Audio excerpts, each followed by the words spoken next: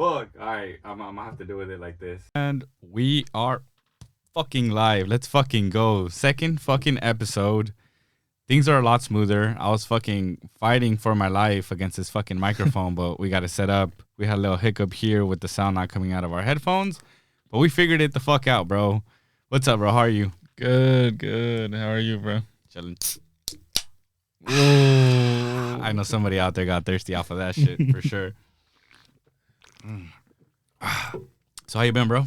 I've been good, kind of busy with work and all, but we're here. Ready. Oh, fuck. At fucking 11:19 p.m. on a Saturday. My homie got work tomorrow, but he don't care because we out here grinding. Right. With the 52 weeks, 52 sets. With the electric hour at the electric corner. Let's fucking go. All right, so let's talk about the playlist you're working on right now. So basically, last episode we really didn't get into much about like your creative process when it comes to DJing. So how do you come about getting a playlist for a set? Well, usually during the week, I'll listen to anything like Spotify, or I'll hop on Beatport and I'll just see what's on Beatport, mainly what's the top 10 and what's trending on there. And then on Spotify, I'll let it just play, and then throughout while I'm at work, I'll just listen to whatever it is. From there, I'll just divide if I want to listen to house or big room, or sometimes I'll listen to like bass house, or yeah. Then I'll just put them into each category, and I'll go back at the end of the week, like usually Friday, and I'll listen to them all, and then whichever one I like the most or I want to play, I'll put them in a separate folder, Okay. to use. Do you usually, so you have certain times where you want to listen to a certain genre and then you just like do a deep dive into that? So like, let's say for an hour you want to listen to tech house, you go fully tech house? Yeah, I'll just listen to full tech house. And how do you do that? Do you find an tech house artist and then start a radio, or like do you just have certain songs? Do you have certain artists? I'll go into, how Spotify has the, what is it, where you click on the little shuffle and it has the star and it'll find music that's... Oh, the smart shuffle. Yeah. Oh, shit. I use that, yeah. So I'll start out with like some tech house, and then eventually it will give me more tech house recommendations from there. Mm-hmm. So usually like the start of the week, I'll listen to mainly tech house. I'll get bored of it a little bit, and then I'll listen to like something different. Like, you get bored of tech house? Or just listening over and over and over again, because I work at a Domino's, so I'm always driving and listening to the music the whole time. Oh shit! But yeah, that's basically about it. So so before Smart Shuffle though, how did you do that? Because I know Smart Shuffle is a new feature on Spotify, no? Yeah, well, I didn't know it was new, but I guess now that I know it's new. Oh, shit. So how did you do it back then? Back then I would just look up artists that I liked, or I would look up on lineups, like on Instagram. I would see lineups of DJs, and then I'd click on DJs that I didn't know, and I look them up, and then I'll play whatever music they had. That's mainly how I used to do it. Yeah, find music. So you usually use Spotify? Yeah, Spotify mainly. Spotify is your main thing? Mm-hmm. Yeah, because I usually have a song. I start a radio station on Spotify, and from there I just let it play. I put it on shuffle, but honestly I don't like Smart Shuffle, because usually the only time I use shuffle is when I put any of my like songs. I shuffle them because bro, I have like 3,900 like songs. God damn. So that's a lot. I know eventually like there's bound to be a song that I had a long ass time ago that I'm like, oh shit, like that shit's good, and then I add it onto another playlist. Do you know by any chance how many like songs do you have on Spotify? I don't, but it has to be somewhere like 2K, something like that. What do you think most of it is primarily consist of? Mainly tech house. Tech house? Yeah. Oh shit. Because at the beginning mine was all bass house, but then I slowly started diving more into tech house, and I think probably now it's mostly tech house heavy. I have some D&B in there, but mostly I'd probably say confidently like 70% of it is tech house, 35% of it is bass house, and then 5% D&B, and that's 100%. Now I have some dubstep in there, but it's like probably like 0.5%. Yeah, I have very little dubstep too. Like sometimes I'll listen to some of it, but I don't really know a lot of artists, so yeah.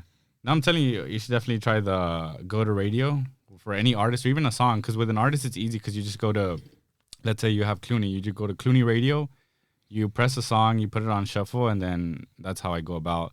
Usually, even too, if you like a song specifically, put start a radio station, and then it'll give you a bunch of recommendations that are similar to that. That shit becomes like way easier, at least for me, to find songs. Yeah, I've never done it like that, but I'm gonna try it. I'm gonna see. Because even the website that I gave you, the Soundies, by the way, if you guys haven't tried Soundies, go ahead and check that website out, because it basically simplifies you getting all your Spotify playlists or a certain playlist and then transferring all songs to Beatport. Now, it doesn't do that 100%. Sometimes it has some errors, huh? Yeah. And it has the songs on Beatport, but you just have to manually search them. But it's still way faster than manually doing one by one. Yeah, one by one. Is that how you used to do it before? That's how I used to do it before, and it used to take a long time until you told me about the Soundies. Dude, that shit, when I found out about it, I was like, I knew there had to be something like this that existed, because there was no fucking way DJs were all just fucking spending their hours on fucking laptops searching for songs and putting them into their playlist. But I had a confusion between whether I needed the premium. It turns out you kind of don't. Like, I really still don't understand fully the features of premium. But, I mean, if you just need to transfer one playlist, you don't really need it. But, so you don't use SoundCloud at all? You don't use, what is the other one? I think it's like Hype Edit or something. No, I don't use any of that. I've been wanting to look into my SoundCloud and, like, because I know you can use, because I know Caesar uses a lot of his, you guys don't know Caesar, but, you know. A bucket of salad. We might release that B3B soon. But, honestly, the only thing about that B3B is I don't really like the camera angles. Like, the camera angles kind of compared to our sets right now, especially like with this last set that we released, the 2 camera angle set, bro. That one for me was gas. I was like, dude, we need to start doing 2 cameras. Like, the no POV matter what. change was fire. I was like, damn. I seen it on other sets. That's where I got the idea from, because it definitely changes like the whole mood and the vibe of the set. Because for Matroda's there's a 1001 tracklist Matroda Miami rooftop I've seen set. that one on the rooftop. Yeah, that's a good set. Yeah, it's a good set, but even the cinematography on it, like the different camera angles. Yeah, exactly. The POV change when like the beat is fucking building up and then dropping. That's where I was like, dude, this shit literally changes the whole fucking even set. Like the drone shots are sick. Like, yeah, we need to get a drone. Definitely. Like, so we could get a fucking drone, please. Thanks. That, or I've seen the people that have the cameras with like the stability shit. But for that, you need an extra other person. Yeah. But eventually incorporating that into the sets would be sick. We need a videographer. If anybody wants to work for free, let us know. We pay an experience, just if you guys are down. Fuck, what were we talking about before this? We spaced out. Yeah, we're gonna have to rewind back the tape. Yeah, just a little. Oh, hold on, let me think. All right, go ahead, restart. How did it get to Caesar? Oh yeah, about our B3B being released. I don't know if I want to release it yet, because the camera angle on that, like, it's just bad. Like, first of all, we all use our laptops. We don't have USBs yet. So literally there's like 3 fucking laptops. One of them is like kind of covering the camera angle. And it's just, I don't know. I'll drop it eventually and you guys will see what I'm talking about. Check, 1, 2. Welcome back, ladies and gentlemen. This time with the first ever B3B, Sweaty Beats, B3B, Breezy, B3B. A bucket of goddamn motherfucking salad, but don't toss it. That's right, ladies and gentlemen. Let's not waste any more of your time. Let's get right into it. And I'll go ahead and play this clip right before the set. But, I mean, the set was pretty fire for it being Caesar's A Bucket of Salad's first time. We don't want to share his government name. So, for it being his first time, like, it was pretty solid. The only thing that I realized, though, is that when you do a B3B, like, an hour, it just isn't enough. No, it's not. You barely even get to play, like, maybe 7 tracks. Yeah, I feel like I didn't play enough tracks. I didn't even feel like I was warmed up by the time we finished. I mean, even thinking about doing like a 4-hour set, I know a lot of DJs like that. Maybe because I haven't done a solo 4-hour set, but I'm pretty sure it's also fun because you kind of get to take the listener like on a journey and all that stuff. But yeah, definitely an hour for a B3B, it's not enough. Like, it's not. I just kind of just edges you a little bit, you know, and just leaves you wanting more. But yes, once again, the camera angle on that B3B is really bad. I don't know when I'll release it, but The other one that I have in the vault is your birthday party set, bro. Oh yeah, That one, damn. dude, that one is fire, and it has a lot of good memories. Like honestly, that's a set that even if we don't post up, like it's still a core memory set Uh-huh. because I drop, I think, "Show Me" by Half Stripe right before we sing you happy birthday, and then we throw the fucking cake in your face. You remember Oh, that I or think I no? do remember. Yeah. And then besides that, like the vibe in the background of the whole video, like it's our friends drinking, you know, just having dancing, having fun and all that shit. So honestly, that set is a vibe, but the lighting in that video is just Yeah, it's it's ass tough because you in can't there. you can't see any of us and shit. But there's a couple sets in the vault that probably won't be released just because they're poor quality. Hmm. Like there was this other set that you gave me that, bro, that shit's like 1 gigabyte. I think it's the one with Maria, right? Yeah, Yeah. bro. And the quality of that is, bro, we're all pixels. Basically, it's like if it was a Minecraft set. Basically, I might release that later in the future and just call it a Minecraft set because everybody's so fucking pixelated. It's fucking crazy. I think it's because it was sitting for so long in my In your iCloud and yeah, shit. in my iCloud. So I think it crunched it and made it like super small Yeah, I mean, I remember at the beginning we were struggling so bad before we got hard drives on how to save the sets. and transfer them. Yeah, We even used the what was that? What was that other site? the Dropbox. Oh yeah, the Dropbox. The Dropbox was bad. Yeah, like I would have to leave my phone overnight for like 8 to 10 hours, and then sometimes it still wouldn't finish. And I couldn't use my phone. I had to leave it on and everything, and it wouldn't transfer. That shit was crazy. I think any video it takes longer for it to upload than to download, Mhm. and I mean this kind of the thing with doing shit like this, like you learn along the way of how to properly do it, become more efficient because I mean the way we were doing at the beginning was just bad. I remember we even made a separate iCloud account, and then Yeah. up to this day I won't bullshit you. I haven't logged back in to cancel the plan just because I'm so fucking lazy of all the amount of work it takes to like sign out, sign back in, and then sign back in. It's like fucking insane. And I think we only used it like twice. Yeah, and we still couldn't figure it out through that way the way we were trying to do it because I couldn't get the videos that were on my phone transferred onto that iCloud for some reason. They wouldn't transfer over. Yeah.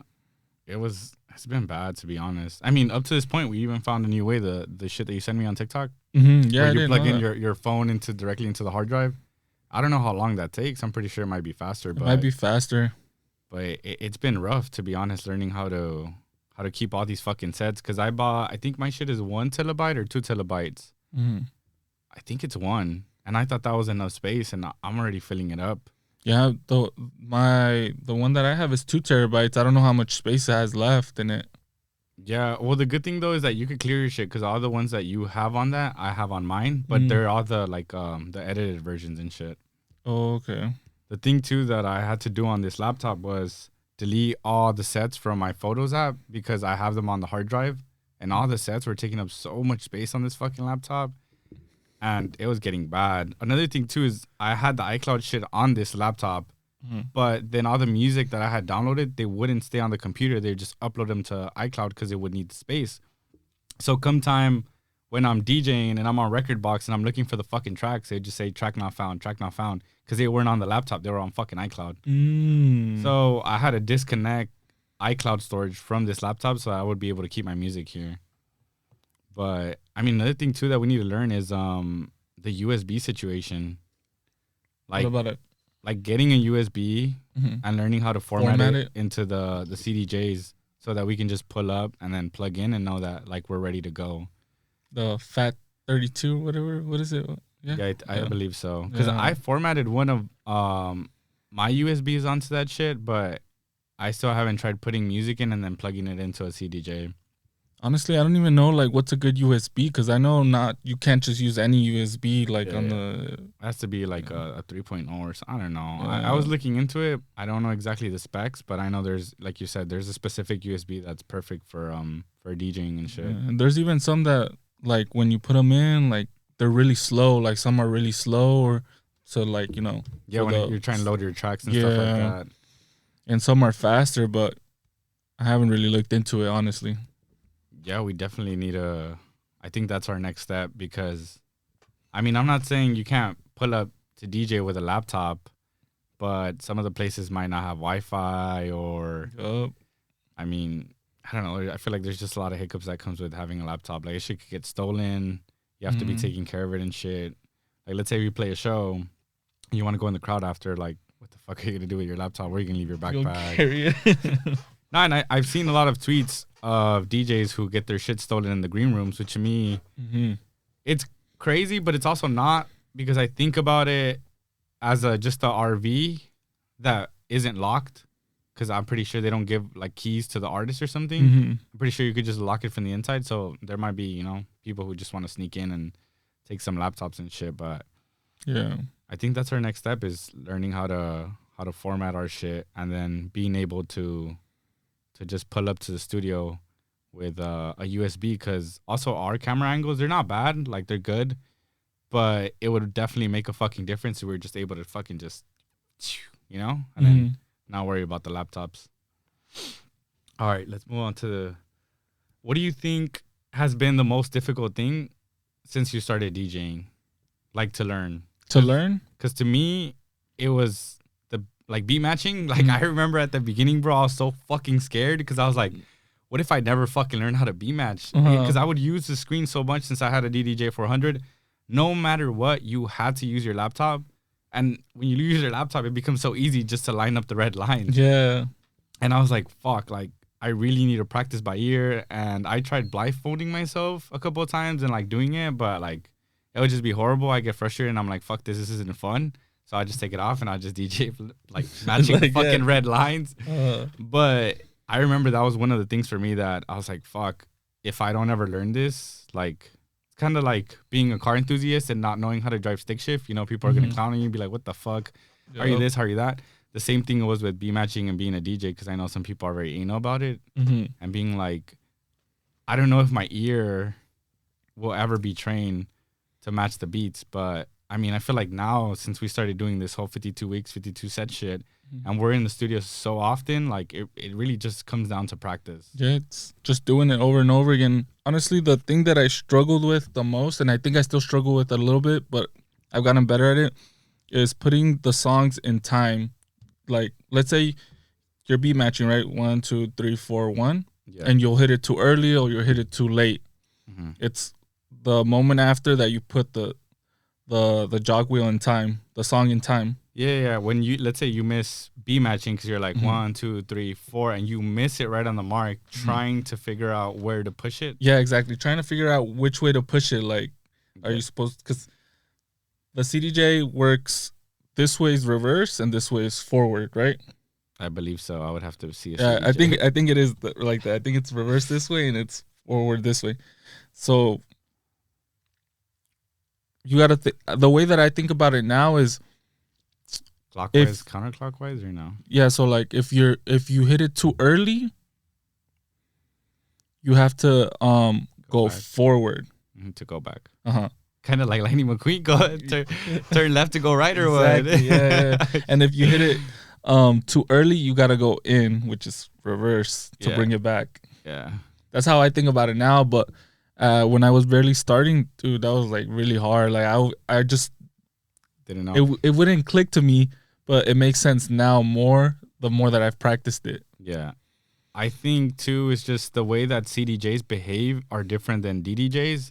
Because with a CDJ, you got to nudge it a little bit harder. Or what I learned is you got to do it like in quarters. Like nudge it this way or nudge it that way, but it like in a little quarter. And with the DDJ, it's like it's very sensitive. So you can easily just go like this and it actually flies. Forward. Yeah. Now it's just like, I think that's one of the things that becomes hard when it comes to getting used to hopping from a controller to a CDJ. And, I mean, that's another thing, too. What do you think was the most difficult thing, the transition from a DDJ, which is a controller, to CDJs? Because I remember when I first saw CDJ, I was like, dude, when we got our shits, I was like, fuck, I don't know how to use it. I don't know what all these buttons do, but... Yeah. I mean, it should be simple. And then even a mixer, is kind of intimidating because with the controller, it's just 2 little fucking rows and that's it. The FX, you don't even use them that much on the DDJ when you're starting out. I swear to God, I barely learned how to use the effects on the DDJ until I learned how to use the effects on the mixer. Yep, exactly. I would never use them. No, same here. I didn't know what anything did. I didn't know what a reverb was. I didn't know what an echo was for the longest until I got to the studio and I started messing with it. And then until we got our own CDJs and I started messing with it, I found out what it actually did. Yeah. I didn't even know how they worked. I didn't even know how to go to the FX on the... Yeah, me too. Yeah, I didn't know how to do any of that. I watched some tutorials on YouTube, but it just didn't make sense to me. And since I never used them, I'm like, well, it makes no sense learning them. But now, since we actually use them, I actually just use a little arrow and just tap it and then scroll and shit. Mm-hmm. And then even going from 1 to 1/16, 1/8, all that shit, becoming like the different sounds that each shit interval has and shit. Because literally, the way that I learned what effects do is listening to other DJs use them. Yep. And being like, I wonder how the fuck he made that sound. And then I would mess around with the mixer right before we would start. I don't know if you remember. Yeah, I do remember. I would just loop a beat and then I just put the effects on it. Even in one of our sets, I think the second one, I'm fucking around with the fucking effects while we're fucking mixing. But I think, honestly, the effects up to this point, I don't think I've learned all of them either way. Because there's so many. It seems like... I don't know exactly how many there are, but there's a lot. And then besides just one effect, you could have that effect cut into more pieces. Yep. So neither. I don't know how to use the effects fully all of them. Yeah. There's a lot. I think there's a lot that aren't even used. Like they sit there and people don't really use them. Maybe we don't know yet that people use them, but I think a lot of them they don't really use. Of course, people use like the reverb, the echo, flanger sometimes, but you know there's some on there like ping pong. Have you seen ping pong? Yeah, I don't know how to use ping pong. So I'm gonna send you this TikTok because there's this fucking cat that they use, and I'll insert it into the fucking podcast. But there's this TikTok where they use a cat and a cat meowing to show you what each effect does, and it made a lot of sense. And like, bro, the comments were all the same shit. We're like, dude, I've been DJing for like fucking 23 years, 15 years. I don't even know if it's true, but that's what they're saying. And never in my life have I seen a video that explains effects so perfectly. Damn. So I'll send it to you, but you gotta see that. I think ping pong just makes it sound like it's bouncing back and forth. Really kind of like a ping pong. But I think eventually each DJ just kind of develops their own style and knowing what effects they use and shit. Yeah. Because I have seen certain DJs use certain effects like a lot in their sets, and I mean it kind of becomes their thing, like their style and stuff. Yeah, like Clune uses the reverb a lot, like over and over again, I think he just uses it to create a lot of space in the room. Yeah, because he has a lot of songs he plays a lot of songs that have very quiet moments, and I've seen that he uses in those quiet moments. He uses to extend the sound exactly, so it doesn't sound so like the energy just doesn't go down. It kind of stays consistent. But so what is one of the biggest things or most difficult things that you had from going from a controller to a CDJ? Controller to the CDJ, I think it was what you said. Honestly, the jog wheel was the hardest thing getting used to. Just nudging it. Yeah. Not only that, on the DDJ, it doesn't have the little thing to put it light or heavy. You know what I'm talking about? Oh, yeah. So I don't know about you, but I know different people use different settings. I've tried different settings, but honestly, I like the light. I like it all the way bottom to the light. Oh yeah, for me specifically, it's because of the spin backs. Like it becomes so much easier for just spin it back, just and if it's heavy as fuck, you know you gotta do it like fucking hard as shit, or it probably won't spin back because it's on fucking heavy. But I like it on the lightest. It makes it easier to me. The way that I push the jog wheel, I just push it. I think about just pushing two of the little, you know how it has the little indents? Circles? Yeah, so I always think 2 indents, 2 indents, 2 indents, 2 indents. That's how I go. But I know some people put in the middle and they'll go all the way to like the middle. Yeah, like I said, like quarters plus. Quarters. But I just do literally like that too. That's how I've learned it's easier for me. Yeah. But it was the nudging, I think, the hardest thing from transitioning. And when you were starting to DJ, how would you learn new things? Like, did you go on YouTube? Did you like Mainly YouTube. or just fucking around with the controller that you? Mainly YouTube, honestly. Yeah. Is there a specific channel that you used to watch a lot? Crossfader. Oh, definitely. Yeah, I think everybody watches Crossfader. Some other guy, DJ Carlo. Yeah. So DJ Carlo, and there's another guy that I've been watching recently. I forget his name. I really don't remember his name, but he does some good tutorials. Honestly,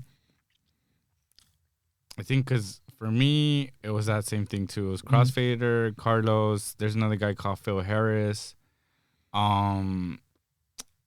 There's this other guy that has this like studio and stuff, but because I know there's like DJ Digital Tips too. That one's pretty good.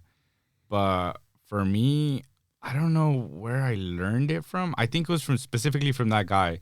But he basically taught me phrasing, bro. And when you're I think I know who you're talking about. When you're barely learning how to DJ, like beat matching and phrasing are like the number 2 things I think for me specifically that you need to learn, because once you learn how to phrase, like it's so easy to DJ because all you have to do is line up one part of the song to the other part of the song so that you know when this song ends, you want this song to start. Right. And in between that space is where you start EQing and using the knobs to basically just transition smoothly into the song. And I'm not going to lie, that too, the EQs at the beginning, like I didn't know what the fuck they did. Me either. Like I literally learned what the highs do, which it's in the fucking name. Like it kind of silences the hi-hats and obviously the higher frequencies, but I don't know shit about frequencies.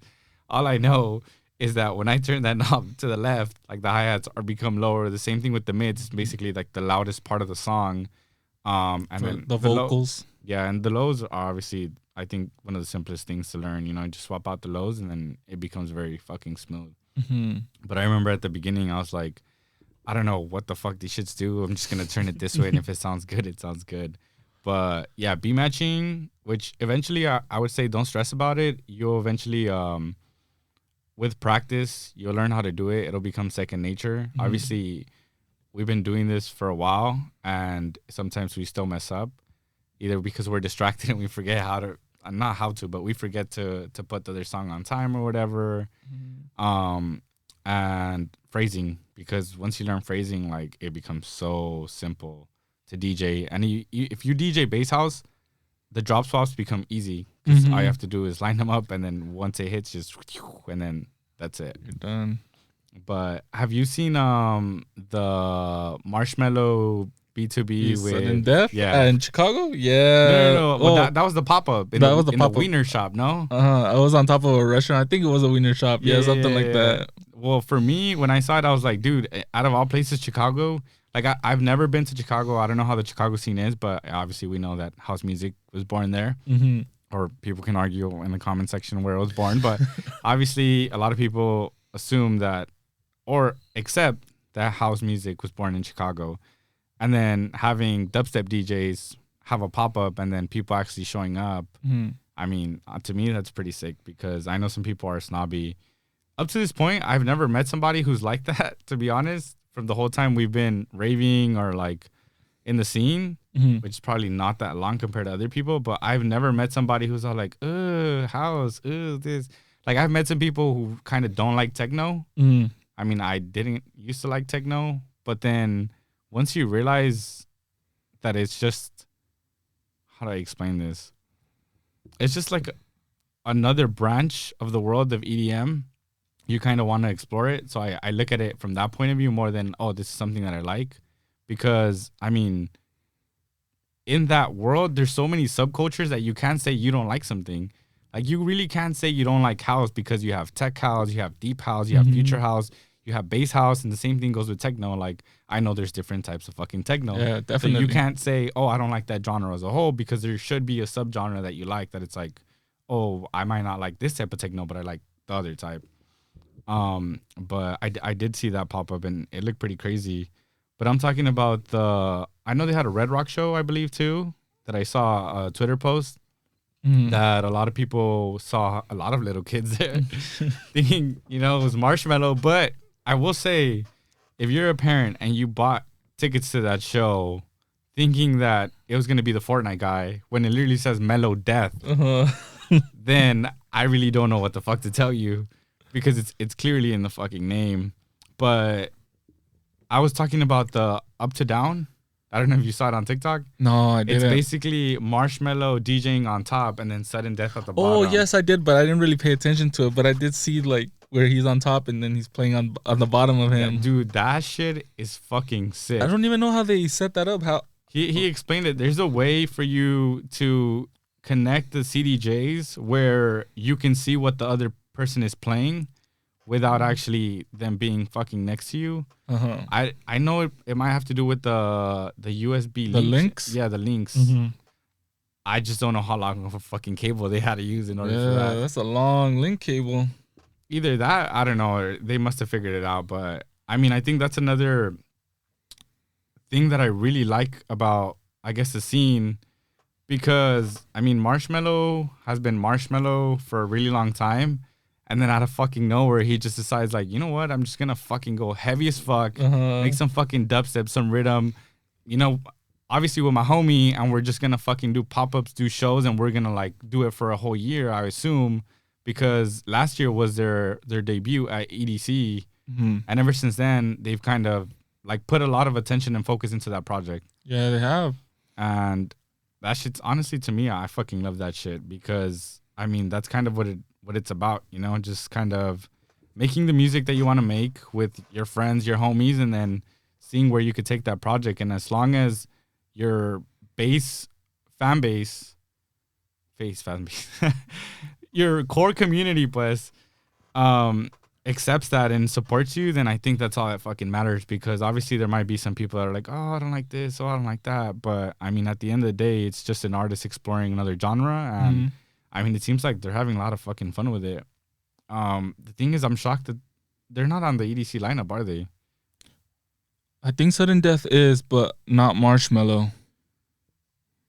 I think Sudden Death is. I mean, we can transition into that. Who are you most excited to see at EDC? For this EDC, let me pull up the lineup right here. Yeah, pull it up. I'll pull it up too on your laptop. I was gonna look it under my phone, but I got you. Let's look at it right here. Because I'm excited for the DMB. Like, I saw a lot of DMB. Yeah, there was. And speaking of that, bro, I feel like every year DMB just gets bigger. Like, there's no one year where DMB is gonna like rise to the top, but it's like slowly been a movement that I've seen grow, because it's been 2 years in a row already where the top DJs that headline the top festivals like Ultra and all that stuff played DMB there. Yep. I know David Guetta did it last year. Tiesto also did it last year. Martin Garrix did it this year. And I think David Guetta and Tiesto did it again, which I guess comes down to another controversy that people get upset when big DJs, I wouldn't say play DMB. What I've seen the most is that they get upset when known DJs get booked for DMB sets, because they say that DMB artists should get booked instead of them, because, you know, that's the music they make. But I will say, and I will die on this hill, that the reason I started listening to DMB was because of the set that Jaws had during Hard Summer Virtual Staycation. Oh yeah, I've heard that. You told me to watch it, and that is a good set. That set fucking opened me up like a flower to the world of fucking DMB, because I had never listened to DMB in my fucking life, but I've listened to Jaws. So that's the reason why I watched the whole sets. He did 30 minutes of his normal stuff. Not that normal because he played different stuff, but his usual stuff. And then he went 30 minutes all out with this new fucking type of music that I had never heard in my fucking life. And I knew I wasn't crazy because I can clip it here. But even Pascal was like, dude, like, I fucking love you. Like, because that set was like, fuck, bro, keep the fuck playing. Fuck the pandemic. You know, fuck curfews. It's okay if our neighbors complain. Like, keep playing this fucking set, because the energy was just, that set flowed so perfectly that up to this day, I don't think I've heard, maybe because it's special, because it's the first time I heard it, but I've never heard a DMB set like that ever again. But ever since that, I started diving into DMB. So I do agree that maybe in order for DMB to grow, that they should book DJs who are well known and probably don't play DMB primarily, do a DMB set, because that'll open people up to actually listening to a genre. Mm-hmm. Because if they have somebody on the lineup that plays DMB and a lot of people don't know, it becomes harder for people to become aware. Of course, you know, people are always going to try new stages and all that stuff. I'm not saying don't book DMB artists, but I'm saying if, let's say, John Summit, for example, wants to play a DMB set at a huge festival, like, book him. Like, let him do that shit, because then DMB will grow way faster and get way bigger like that. And then eventually all the artists, like for example, this EDC and even last EDC, get like DMB artists get booked because of that shit. But I definitely love the fact that DMB is making a, I wouldn't say comeback, but it's making a rise here in the States. No, yeah, definitely. Like this, I went to Beyond this past, what was it, like 2 weeks ago, 3 weeks ago? And I don't know if you remember, but I told you we had a gap where we didn't know who to watch, like, because there was a lot of artists on there that we didn't know. So we ended up going to the Sea of Wonders, and we walked in, and I didn't even know who the artist was. I didn't know what he was going to play. I just told my girlfriend, like, let's stay here. Like, let's watch whoever's going to play. Like, whatever it is, let's just watch it. Dude, it was empty. Like, we were at the very front. Like, there was nobody in there. Was that the one that you told me that was like in a secret path or whatever? Or no? No, that's a different one. Okay. The Sea of Wonders is like a indoor one. Oh, I think that's the one where they used to hold Crushing. It's like a... Oh, I never went to Crush. But it's inside. It's indoors. Yeah. I think it's the only indoor stage at the NOS. I might be wrong, but I think it is. I think it is the only indoor. Is it the one where one time it was so fucking packed we tried getting in there and then we just left the fuck back out? Was that one when it was raining, right? Yeah. It's that, it was right in there. And the point is, the DJ comes up to play, like, and I hear a song that I recognize. I don't remember what the song was. Yeah. And I thought, I was like, oh, like, this is a house song. Like, we're about to listen to some house. And then I don't know where you just start hearing the good, and I'm like, oh my god, we're about to listen to DNB. And then I start seeing a bunch of people like come up out of nowhere. And I was like, damn, like, this guy known or what? And honestly, we stayed for the whole set, and that shit was fire. And it was all DNB. It was all DNB. He played all DNB. Do you remember around what time it was or no? I don't, but maybe I can look at it right here on my phone. I think they don't show the time sets after it's done. I remember the first EDC that I went to, like, it was so special that I wanted to remember who I watched at what time, and I went to look for the set times, and they take them off. They don't even leave them on there. They're not on the app no more, huh? Nah, they take them off right after. I'm not sure why, but, I mean, if they left those on, it'd be great, because then you'd remember, oh, at 11:30, I remember I watched this person, because sometimes, for whatever reason, you might not remember. But, okay, so who are you excited to see at EDC? Let's start with, I guess, with Friday. We'll do this a little bit quick. Hopefully, don't turn off the lights on us. Turn off the lights. Honestly, even though we've seen this set, and this set was, oh no, you know who? Who? I haven't seen this person, but I saw their Ultra set, and I had been eyeing him for a while. His name is Maddox. Oh, he plays like techno, no? No, he plays like like a mixture of hard techno and like trance. Because he has some trance sets. Okay. It's like in between. He played at the worldwide stage for the State of Trance. For EDC or what? No, for Ultra. It was past Ultra. So Maddox would be someone who I'd be excited for. Maybe second would probably be someone like Cassian. I've always wanted to see him. Okay, who else? I hope people don't get mad at me, but I'm excited for David Guetta. David Guetta's fire, though. Oh, shit. Let's see. David Guetta. Hamdi is good, too. The 1, 2, 3, 4. Let me see. You want some more? Like, Dude, Hive Mind. Keizo. Who is that Hive Mind? Keizo's fire. Keizo BTB. B3B. Space Laces. B3B Must Die. That shit is going to be fucking good. I still haven't seen where the sets are going to be, like what stages. John Summit, obviously. Jessica Alfred, obviously. Lays, obviously. Ellis Dream. I don't know if you remember, but we watched Blastoise once, and that shit was fire. You don't remember? Was it a Wasteland or no? I don't remember where it was, but that was fire. We watched a bit of it. I've never listened to MK, but I know he has so many fucking bangers. So I probably want to watch him for sure. Nightmare never fucking disappoints. Noizu B3B West End B3B Melee or Melee. I don't know what that is. Yeah, looking at that B3B, it's making me realize that they probably might not play a lot of tracks. I speak from experience. Odd Mob B2B Omnom debuting Hyper Beam. Wait, I think did they debut it at Ultra? I'm think not sure, but they've already had a set, yeah. Dude, that shit, I knew that shit was gonna happen. They had like literally them working together produce such good fucking bangers that I'm like, bro, at some point they gotta have their own project together. Let's see, who else? Sicaria, I've never heard of her, but just by her name, makes me want to go watch her. Watched Slander a couple of times, but I mean their sets are good. Stevie Aoki, if I'm hungry, I want some cake. I don't think I'd watch Stevie Aoki. Really? No. Wow, that Pursuit of Happiness drop never fucking disappoints, bro. Subtronics, Tape B Definitely is a new I wouldn't say new, but he's coming up, and bro, that motherfucker's fire, Maguire, Vintage Culture, and Zomboy and Zoff. I've seen Zomboy I think only once, but Zomboy good. What does he play? Dubstep. Okay. For Saturday, let's go for Saturday. Who are you most excited to see? Number one. Let's see.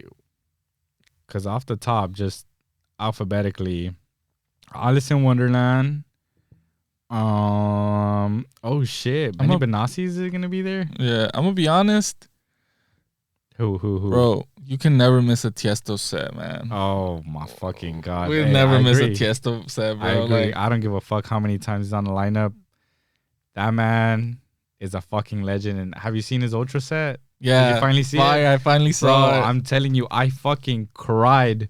I was rewatching the set on YouTube and I fucking cried because the fucking history that was made there when the CDJs go off and then they fix them and he's like, I don't know what happened. There's too much rain in the mixer. And like everybody doesn't know what the fuck is going to happen. And they're all fucking cold. It's pouring. They're like, shit, are they going to end it early? Like, what the fuck? And then dun dun dun dun dun dun dun dun, and you're just like, fuck. The adrenaline must have been off the roof, just like, fuck. Oh shit. So honestly, we never miss a Tiesto set. I don't give a fuck how many times on the lineup. I'll die on that hill. Definitely, I'm not gonna miss Ellie Brown. Probably missed the B2B with Hilo, but his solo set, can't miss an Ellie Brown set, bro. That shit is fire. I didn't even notice, bro. Worship. We were just talking about D&B. Worship, what the fuck, bro? Even Headaches is there. Sub Focus, Dimension, Culture Shock, and 1991. Bro, what else could you ask for in a D&B set? Now, I will say, imagine if in a B3B, you barely get to play a couple of songs.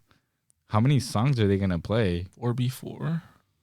1, 2, 3, 4. Yeah, but those, they have a set for Brownies and Lemonade, I believe. All four of them, fire as fuck, bro. 1991, fire. Hey, bangers. Do you think for those like 3B3s and the 4B4s, do you think those songs are synchronized? Like they already know what they're each gonna play, or do you think they're just playing whatever they want? I don't know. I feel like at that point they kind of play whatever they want just because they all play like the similar genre type of music within similar BPMs, and they all have good fucking songs that even if they're in different key, like they can find a song that they want to mix to in key. Because to plan that between four people, it's tough, huh? Maybe I'll say for sure each one of them has a playlist. But to know like, oh, I'm gonna put in this song and then you put in that song and then you put in that song and then you put in that song, I don't know, maybe. But that seems like that would require for them to all meet up and then plan that like meticulously. Who else? Let's see. Matt Sassari has bangers. I have never listened to him. Joseph Capriati is good, bro. What does he play? It's Tech techno. house? No, Oh, it's techno. Wade. I've never listened to Wade. He has some good songs. And his set, I don't know if I'm the only one that does this, but when I listen to sets, like I pay attention to like how they do what they do and all that stuff. Like I got the little trick from his sets, the one I think it was for like 2 sets where I used it often where you go 1, 2 and like the sounds good and shit. I think there's a clip on it. I've seen Matroda do that at his Club Space sets. At his Club Space set. He has a Club Space set. Forgot where, but he uses it for the bass and all. Sounds good. His Madrid set, I'll try to link it down below, but that set is fucking fire. We got Fortet too, but he's playing by himself. Solo. I've never listened to him. Dioro hiding in the corner. Where? Right under Camden Cox. Whoa, shit. Hey, whoa. Hey, yo. Ellie Brown, B2B Hilo, bro. Fuck. Oliver Heldon's techno project is bangers. Mm-hmm. I haven't listened to him, which feels weird because I feel like last year these guys weren't there, but maybe they were. I don't think Hilo had a set. Think Hilo was there because he played at Ultra with Test Pilot, and they had a fire set. That's when Test Pilots or Deadmau, he was going crazy because his CDJ wasn't working or something. Yeah, I remember they made that shit their thumbnail. Yeah. Crank That. Can't miss Crank That. Dom Dalla's there. DJ Snake. Gravedigger. Headaches. Bro. That's the one I was telling you about. Fucking love seeing this fucking DMB on this fucking lineup, bro. Let's see. Peggy Goo. Subtronics, B2B Level Up. Like another Subtronics. Damn. Power couple. Let's fucking go. All right, let's hop over to Sunday. Oh, I just saw Zed there. But last year's Zed was fucking Saturday is packed. Good, huh? Saturday is fucking fire. Friday, fucking fire. All right, let's hop over to Sunday so we can wrap this up before we get the lights turned off on us. Mm-hmm.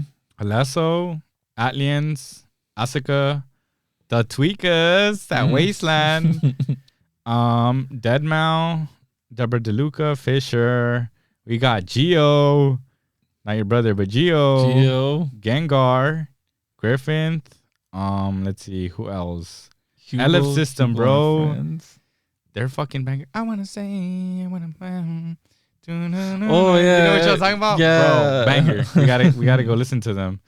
Keizo, he's doing a solo set. We got Cascade. He'll probably do a sunrise set or sunset set. He's probably gonna be sunset. Kayawachi, let's go. Who else? Coven, more Don DMB, Summit, B2B Green Velvet, Mapi, Martin Garrix, 7 Lions. We got Shiba-san, Sophie Tucker, Sub Focus doing a solo set, Sudden Death, Timmy Trumpet, To Be Honest, Valentino Khan, bro, Zangara. I'm gonna go see Sarah Landry and Shlomo. Hard techno fire, bro. Shlomo, where's Shlomo at? Shlomo is right under Prunk. OP. Oh, I see him. Shlomo. Shiba-san. I know, bro. Honestly, I'm fucking excited. I hadn't really checked out the lineup until now, and I'm fucking excited, bro. Hey, you know, I've always wanted to listen to Sosa.